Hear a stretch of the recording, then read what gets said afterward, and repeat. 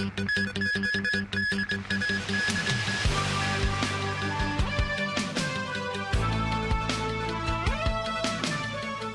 家好，我係陳宇橋。施政報告提出三鐵三路優化方案，中鐵線會增設3個中途站。運輸及物流局局長林世雄相信唔會拖慢通車時間。規劃中嘅中鐵線連接錦上路站同九龍塘站，增設嘅3個中途站分別位於荃景圍、東北荃灣同東北葵涌。運輸及物流局局長林世雄相信新站有助提升整體運輸成效，唔會影響通車時間。加個3個站呢，就同個通車時間呢，佢係冇必然嘅關係。咁但係個加3個站呢，其實我哋會覺得係點呢？就話亦都我哋聽到一啲意見呢，就話究竟如果由錦上路嚟到九龍塘之前，如果我哋能夠係喺呢一個荃灣線嗰度係能夠駁得通咧，咁對於嗰個譬如話對於擠塞嗰個舒緩啦，或者係對於方便荃灣葵涌一帶嗰啲居民咧，咁呢方面咧，我哋聽到聲音咧，我哋做咗呢個咁嘅優化嘅措施啦，咁我哋覺得呢個會成效比較好啲。中鐵線連接西鐵同東鐵，林世雄話九龍塘站將會成為策略交匯點，照顧將來北部都會區嘅跨境需要。至於啟德將會建造智慧綠色集體運輸，林世雄透露會以郵輪碼頭作為東面終點站，途經包括啟德體育園在內嘅3個站。由於技術困難同成本高，未必會伸延至觀塘等嘅舊區。無線電視記者鄧潔瑩報道。負資產個案急增，金管局總裁余偉文接受訪問時話，貸款人都經過嚴格壓力測試，唔擔心銀行大規模追收差額。至於會唔會再調整逆週期措施，視乎銀行體系嘅穩定性。樓價連跌5個月，第3季負資產住宅按揭宗數按季急增2倍幾，超過11000宗。金管局總裁余偉文話，負資產個案會隨住樓價調整而增減。目前拖欠3個月以上負資產按揭貸款比率只有0.02%，相信貸款人有能力還款，而銀行嘅盈利又高，相信唔會有大規模追收差額。大鉸呢都係做按保嗰啲人，而按保如果我哋嗰個申請過程呢，對於貸款人嗰個要求呢，其實係更高嘅。唔單止佢哋嗰個供款比率唔可以超過50%，加上呢就佢哋要做壓測。今年銀行嗰個盈利呢，其實係幾高嘅。咁佢哋嘅盈利呢，其實係可以抵消咗好多不良貸款上升呢嘅呢一啲風險。金管局7月調整樓宇按揭嘅逆週期措施，放寬自住物業按揭成數上限。往後會唔會再放寬？最重要係銀行體系係唔係穩定。我哋並唔會話係有一個對樓價或者係樓市成交有啲咩目標。我哋最主要嘅目標呢，都係話如果樓市再有下行嘅空間，呢一個突然嘅下行唔會對我哋嘅銀行體系造成任何嘅風險。對於香港要點樣鞏固國際金融中心地位，佢話要把握大灣區機遇同埋深化互聯互通等等。今年亦都係聯繫匯率制度實施40週年，過去不時有意見認為應該檢討係唔係繼續淨係同美元掛鈎。余偉文就話：經歷過多次金融危機，聯繫匯率制度一直行之有效，形容係金融穩定嘅基石，無需要作調整。無線電視記者林俊軒報導。海關偵破有紀錄以嚟最大宗固態冰毒案，毒販將1.1噸嘅冰毒製成貝殼模樣過關，約值6億4千萬，拉咗4個男女。呢啲係真貝殼，呢啲係貝殼形狀嘅懷疑固態冰毒。毒販將1.1噸固態冰毒製作成貝殼形狀偷運嚟香港。海關上個月26號喺葵青貨櫃碼頭搜查一個嚟自墨西哥、報稱載有海產製品嘅貨櫃，經 X 光檢查600幾袋貨物，發現104袋有唔尋常嘅影像。詳細檢驗之後，發現係冰毒。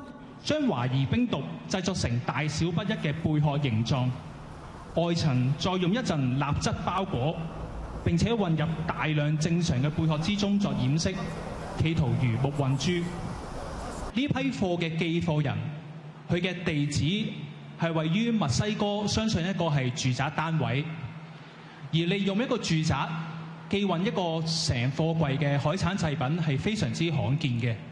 海關隨後展開監控，追蹤貨櫃運到去火炭一個工廈單位，於是採取行動，拉咗3男1女，介乎27至到60歲，包括收貨嘅男人，相信係集團骨幹成員。又喺單位檢獲大量包裝工具，亦都有壓力機同埋金屬模具等等，相信係毒品儲存同分銷中心。海關話，今年頭10個月，一共檢獲7.5噸唔同類型嘅毒品，按年升4成。佢哋嘅網絡係可以攞到一啲平啲嘅冰毒，而囤積一堆冰毒去作日後販運嘅用途，呢個係其中一個原因。亦都另外一個原因呢，就係我哋海關呢，其實嗰個偵測同埋執法能力呢係保持住嘅，保持住高度警覺。咁我哋呢，亦都咧成功咁樣咧堵截到呢一大堆毒品。海關話會繼續同內地同其他海外執法部門加強交流，打擊跨地域嘅販毒活動。無線電視記者陳金寶報導。近期接連有非法入境者嘗試經海路入境本港，警方加強堵截。水警夜晚喺後海灣用大光燈同電筒照射海豪牌，檢視有冇人匿藏喺裏面。執法部門今年1至10月一共截獲1241個非法入境者，以非華裔人士佔大多數，有900幾人，主要係越南籍、巴基斯坦同孟加拉籍等。警方話已經加強同入境處以及同內地嘅情報交流，展開聯合巡航同打擊活動。油麻地又發生致命工業意外，一個男工人喺避風塘一艘船上工作嘅時候，懷疑由高處墮下死亡。警方琴日近中午12點鐘接報，一個58歲男工人懷疑失足，由船上3米高嘅甲板跌落船艙頭，受傷昏迷。消防小艇同埋水警輪出動救援，消防車同救護車就喺碼頭戒備。受傷工人之後由水警輪送到岸上，由救護車送廣華醫院，最終證實死亡。案件列作工業意外處理。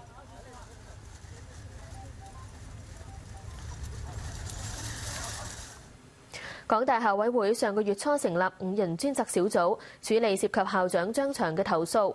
最新公佈小組2個非校委會成員人選，分別係資深大律師許偉強同埋審計署前署長孫德基。校委會主席黃佩斯話，2人都係獨立人士，唔係現任或者以往嘅港大校委會成員。形容許偉強同埋孫德基分別曾經處理調查委員會事宜，同埋富有審計經驗。佢哋連同3個校委會成員，包括擔任小組主席嘅立法會議員吳永嘉，維持目標12個星期內交報告。而家已經過咗約1個月。對於日前有報道引述消息話，警方接到有人報警話有港大文件外泄，有校委會本科生代表確認曾到警署協助調查。繼校長張翔否認報警，黃佩斯亦都話唔知情。唔清楚乜嘢事，我冇參與，亦都冇人聯絡過我。我唔清楚嗰件事件嘅來龍去脈，或者所關聯嘅事件。喺澳門，為有一定資產長者而設嘅長者公寓首批單位，琴日起接受申請。當局話，第一日截至挨晚完成約300份申請，形容反應十分踴躍。位於澳門黑沙提供大概1800個單位嘅澳門長者公寓，預料出年初步完工。首批759個單位即日開放申請，分為單人房同埋雙人房，廚房係開放式，包家具同埋有緊急呼喚鐘。另外有獨立洗手間連浴室。租私人樓，咁我好多嘢都唔係幾方便噶嘛。不如再講3、2年，我要坐輪椅㗎，出入個門口啊，或者有樓級啊咁，所以細少少我都容許我接受咯。首批單位使用費有8折優惠，連管理費每月至少要俾大概4300蚊嘅澳門元。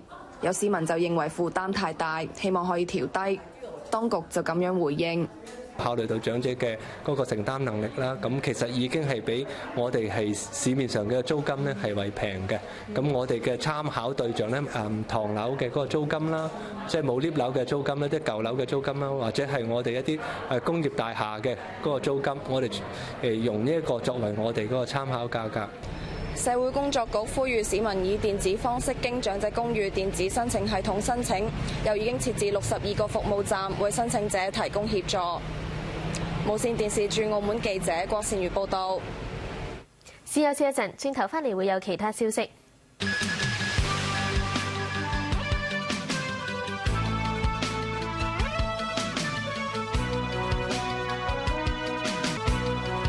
繼續新聞時間，先睇下財經消息。美國股市個別發展，標準普爾500指數同道瓊斯工業平均指數窄幅上落，納斯達克指數靠穩，連升第7個交易日。道瓊斯工業平均指數報34,047點，跌14點；標準普爾500指數報4,354點，跌4點。投資者正係注視美國聯邦儲備局多個官員今個星期嘅講話。美股表現缺乏方向，道指初段升105點，其後曾經轉跌16點。主要股份類別個別發展，其中房地產股有較大沽壓。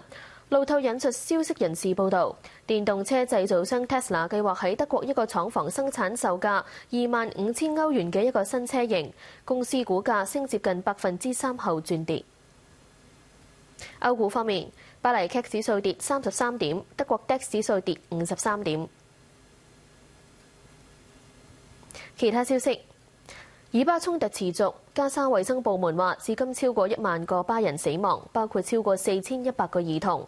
以色列軍方將加沙地帶一分為2，並向加沙市推進。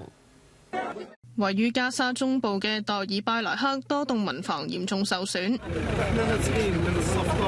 呢個喺空襲入面幸存嘅人話，唔少年輕人喺空襲當中死亡。佢自己係俾人從廢墟入面拉出嚟先至得以生存。佢又話，部分居民係喺呢一輪以巴衝突期間從加沙北部遷移到當地，但仍然遇上空襲。而南部嘅漢尤尼斯，一個由聯合國營運用於安置流離失所巴勒斯坦人嘅營地附近，亦都發生爆炸，冒出大量濃煙。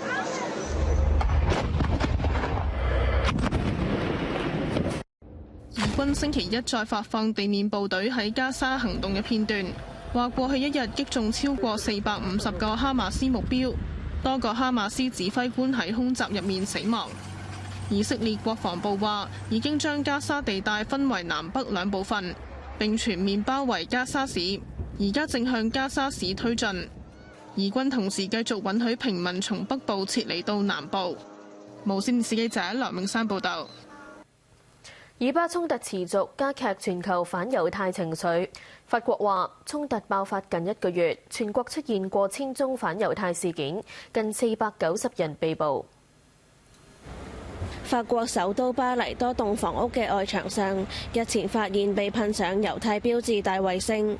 1930年代納粹德國時期，猶太人嘅居所同鋪頭嘅門上都會被噴上大衛星，為之後嘅種族屠殺做準備。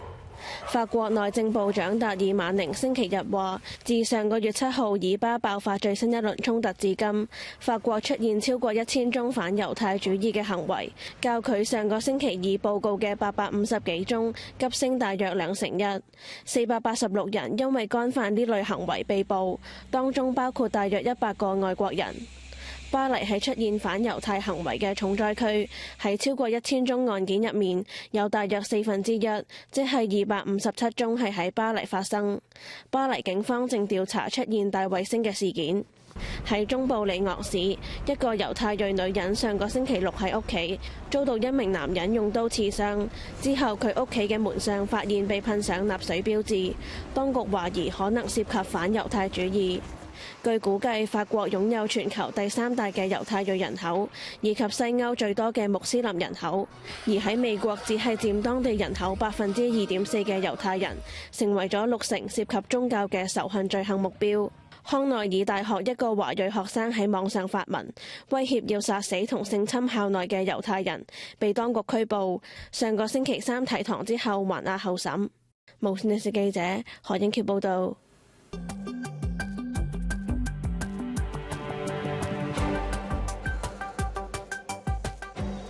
歡迎收睇世界觀。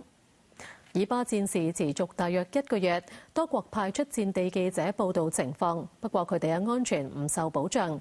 有巴勒斯坦記者喺直播結束之後冇幾耐，同11個家屬遭遇空襲身亡。記者人身安全成為國際焦點。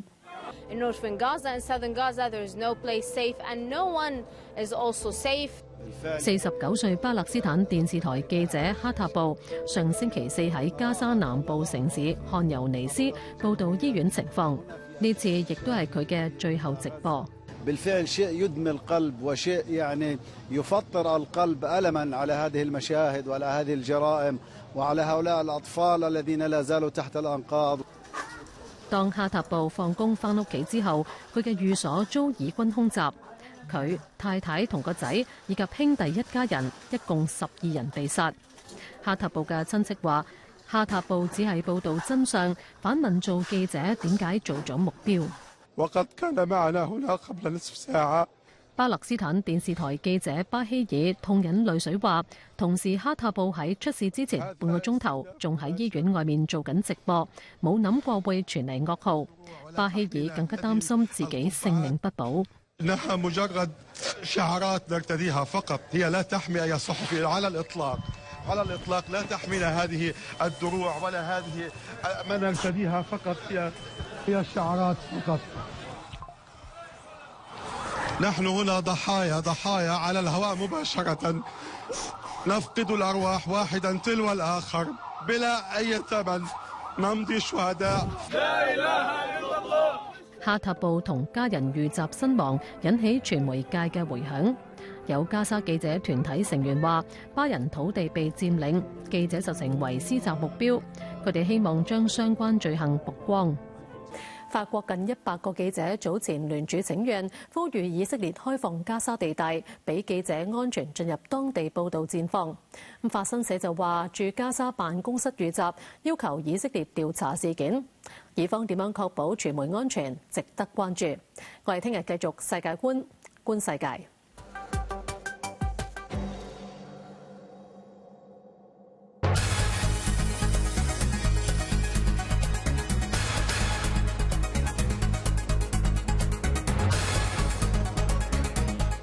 歡迎收睇無線財經快訊，我係陳宇橋。美國股市個別發展，標準普爾500指數同道瓊斯工業平均指數窄幅上落，納斯達克指數靠穩，連升第7個交易日。道瓊斯工業平均指數報34,049點，跌15點；標準普爾500指數報4,351點，跌6點。投資者正係注視美國聯邦儲備局多個官員今個星期嘅講話。美股表現缺乏方向，道指初段升105點，其後曾經轉跌16點。主要股份類別普遍下跌，其中房地產股同能源股有較大沽壓。路透引述消息人士報導，電動車製造商 Tesla 計劃喺德國一個廠房生產售價25,000歐元嘅一個新車型，公司股價升接近3%後轉跌。歐洲3個主要股市個別發展，其中英國股市接近平收，德國股市過去5個交易日升勢結束，由上月17號以嚟最高回落。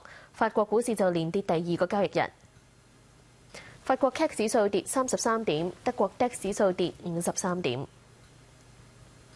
歐元區工商業收縮狀況轉差，表現係差唔多3年嚟最差。標準普爾全球歐元區10月份綜合採購經理指數由9月份嘅47.2跌至46.5，同較早時公佈嘅初值數字相同，係2020年11月以嚟最低，符合市場預測。指數低過50，反映歐元區工商業整體收縮，而10月份指數係連續第5個月處於50以下。歐元區經濟舊年第2季增長0.1%後，第3季收縮0.1%。有經濟師認為，根據10月份綜合採購經理指數推算，當地經濟舊年第4季將會繼續收縮，繼2020年上半年之後再次陷入技術性衰退。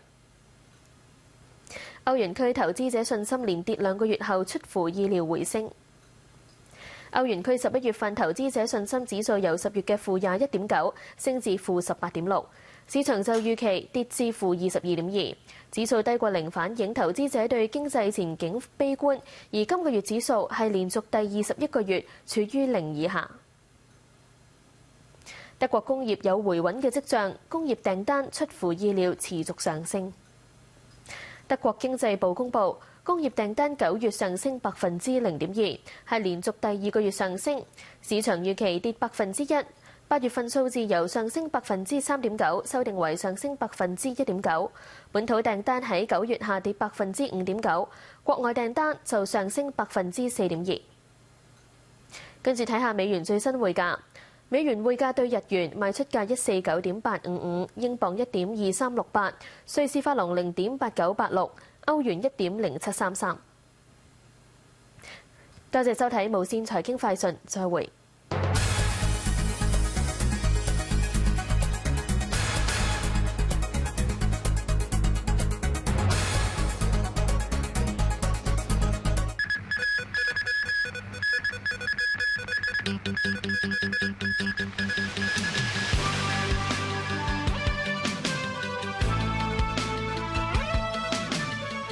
大家好，我係陳宇橋。元朗一個車房發生3級火警，曾經傳出爆炸聲，疏散幾十人，疏散30人同埋4隻狗，暫時未有傷亡報告。消防呼籲市民，若果受到隨風飄散嘅煙霧同埋異味影響，要關閉門窗同埋保持鎮定。國家主席習近平同訪華嘅澳洲總理阿爾巴內塞會面。習近平話：健康穩定嘅中澳關係符合兩國共同利益。阿爾巴內塞重申，澳方堅持一個中國政策。國家主席習近平喺北京人民大會堂會見7年嚟第一位訪華嘅澳洲總理阿爾巴內塞。習近平形容阿爾巴內塞今次訪問承前啟後，繼往開來。在雙方共同努力下，兩國付出了各種交流，解決了一些問題。中澳關係走上了改善發展的正確道路，我對此感到欣慰。一個健康穩定的中澳關係，符合兩國人民的共同利益。習近平話：中澳應該順應時代潮流，由兩國共同利益出發，共同構建平等相待、求同存異、互利合作嘅中澳關係，推動中澳全面戰略夥伴關係不斷向前發展。對於嗰啲將亞太地區搞亂嘅企圖，要警惕同反對。阿爾巴內塞就話：澳方堅持一個中國政策，願同中方密切經貿往來，加強喺清潔能源、氣候變化等領域合作。A strong relationship between our two countries will be beneficial into the future. Where differences arise, it's important that we have communication. 喺同習近平會面前，阿爾巴內塞同全國人大常委會委員長趙樂際會談。阿爾巴內塞同日朝早去北京天壇參觀，同行嘅仲有澳洲外長黃英賢以及中國駐澳洲大使蕭千。北京天壇係50年前第一位訪問中國嘅澳洲總理魏德倫曾經到訪嘅地點。阿爾巴內塞遊覽期間，除咗到祈年殿前打卡，亦特登到魏德倫當年留影嘅回音壁前影相留念。阿爾巴內塞參觀期間指出，50年嚟中澳關係出現咗變化，但強調中國係澳洲最重要嘅貿易夥伴，又認為兩國貿易關係有改善跡象。無線電視記者梁永山報導。國務院副總理何立峰星期3起訪問美國。外交部宣布，應美國財長耶倫嘅邀請，副總理兼中美經貿中方牽頭人何立峰星期3至星期日訪問美國。美方聲明就話，耶倫星期4會喺三藩市同何立峰舉行為期2日嘅雙邊會談，係繼外長王毅、氣候變化事務特使謝振華之後，再有中方官員訪美。外界視為係為國家主席習近平同美國總統拜登會面營造友好氣氛。亞太經合組織領導人非正式會議今個月嘅15至17號喺三藩市召開。白宮早前話，拜登會喺峰會期間同習近平會面。中國外交部當時表示，中美雙方同意朝住實現三藩市元首會晤共同努力。福建計劃建設兩岸融合發展示範區。國家出入境管理局公布，明年元旦起實行10項便利閩台人民往來嘅出入境政策措施。喺辦理台胞證方面，將會開放網上、口岸等嘅渠道，並喺廈門設立出入境證件製作中心。屬於廈門同埋金門、福州同馬祖同城生活圈嘅民眾，辦理出入境證件時限會由7個工作天縮短至到5個。自願提供資料嘅台灣民眾可以喺客運口岸使用快捷通道。而為鼓勵台灣民眾喺福建定居落戶，相關申請審批時限亦都會由原來嘅20個工作天縮減一半。受暴風雪影響嘅黑龍江有體育館發生坍塌，初步話有3個人被困。事發喺佳木斯市樓高2層嘅體育館西側2樓籃球場，琴晚7點40分左右發生坍塌，面積約為500平方米。初步確認有3個人被困，消防、公安等喺風雪之下全力搜救。內地東北地區落暴雪，局部地區降雪量達到40毫米。黑龍江省哈爾濱市多條高速公路封閉，央視報導有多架貨車滯留，車龍長1公里。黑龍江省星期日晚出現今年第一場暴風雪，密沙市出動大型機械配合人手通宵清雪。省會哈爾濱市風雪交加，路面結冰，有民眾就趁機溜冰。當地著名地標之一嘅聖索菲亞教堂前面，嚟打卡嘅民眾亦都比平時少。主城6區嘅中小學、幼兒園以及校外培訓機構停課，但上班族仍然要冒大風雪返公司。當地主要道路被大雪覆蓋，嚴重影響交通。多架清雪車由上晝起已經不斷來回清理積雪。央視新聞報導，受大雪影響，多條高速公路能見度不足300米，為安全起見全線封閉。多架大型貨車被困公路上，車龍長大約1公里。報導話，公安部門已經派人為司機送上食物。吉林省亦都受雨雪天氣影響，多班列車停運，其中一班列車因為路軌結冰，需要駛返去上一個車站。同樣受寒潮影響嘅遼寧省出現大範圍暴雪，瀋陽市當局就呼籲民眾非必要唔好外出。無線電視記者陳雪兒報導。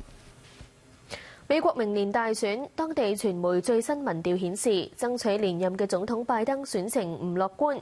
喺6個關鍵州份中，拜登喺其中5個落後前總統特朗普。距離出年11月5號舉行嘅美國大選只有1年，屬民主黨嘅現任總統拜登同共和黨嘅前總統特朗普競逐總統嘅激烈選情受到外界關注。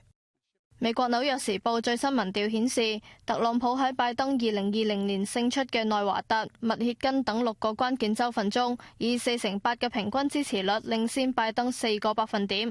拜登喺當中5個州份嘅支持率都落後於特朗普，其中喺內華達州嘅支持率只有41%，係6個搖擺州中最低，比特朗普低11個百分點。拜登淨係喺威斯康星州領先特朗普，但係只係高出2個百分點。民調又顯示，即將滿81歲嘅拜登喺30歲以下嘅年輕人同有色人種群體中選情唔樂觀，包括一直係民主黨貼票嘅非裔選民。至於喺以巴衝突議題上，拜登嘅支持率比特朗普低超過1成。有分析認為，民調正值以巴衝突爆發造成加沙平民傷亡之際，美國喺衝突中支持以色列嘅行為，令拜登面臨嚴峻嘅批評。拜登競選團隊發言人發聲明話，1年幾前嘅預測往往喺1年後會有所不同。競選團隊將埋頭苦幹，喺出年嘅大選中勝出，而唔係擔心民調結果。有民主黨參議員回應民調結果，話民主黨面臨艱巨嘅任務。無線電視記者陳慧珊報道。日本東京舉行疏散演習，應對北韓嘅導彈威脅。演習喺練馬區鐵路站舉行，工作人員廣播有關北韓發射導彈嘅信息。參與演習嘅大約60個居民沿樓梯進入車站下層，並且踎低，用雙手保護頭部。東京都政府為減少北韓導彈可能造成嘅損失，將練馬站等4000幾處設施指定為緊急臨時避難設施。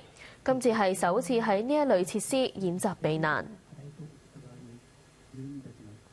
南韓大韓航空一個機艙服務員2年前因為胃癌病逝，當局裁定係長期受宇宙輻射影響所致，係當地首宗因為宇宙輻射引發工傷死亡個案。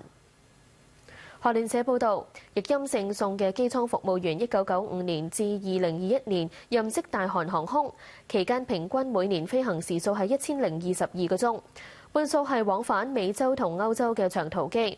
由於多數選擇極地航線飛行，喺大氣層較稀薄下，宇宙輻射嘅影響係正常嘅5倍。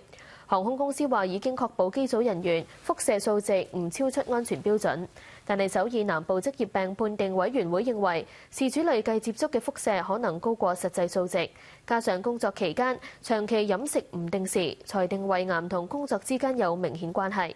根據香港天文台，宇宙輻射係指嚟自外太空一種具有非常大能量嘅帶電粒子流。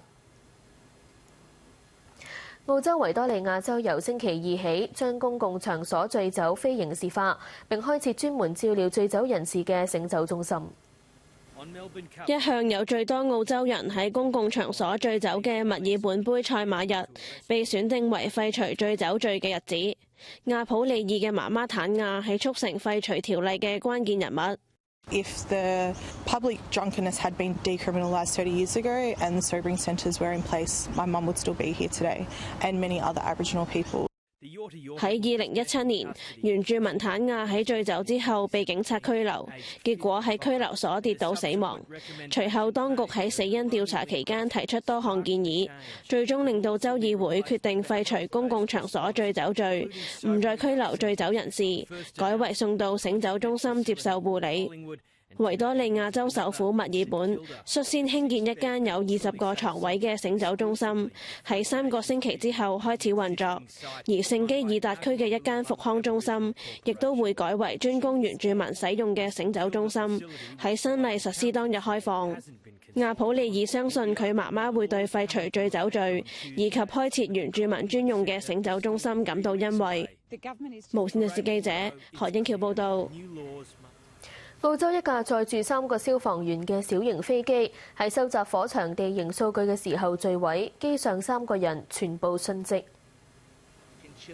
出事飛機由昆士蘭東南部飛往西北部嘅伊薩山，當接近目的地嘅時候，喺一個礦場墜毀。當時機上人員正進行紅外線掃描，以繪製近期叢林大火區域嘅地圖，並收集地形數據，供救火時使用。飛機喺墜毀之後起火，引發一場小型山火。有時飛機屬於一間私營飛機公司所有，出租俾消防部門進行空中繪測，失事嘅原因有待調查，估計要1個月之後先有結果。無線電視記者陳偉珊報道。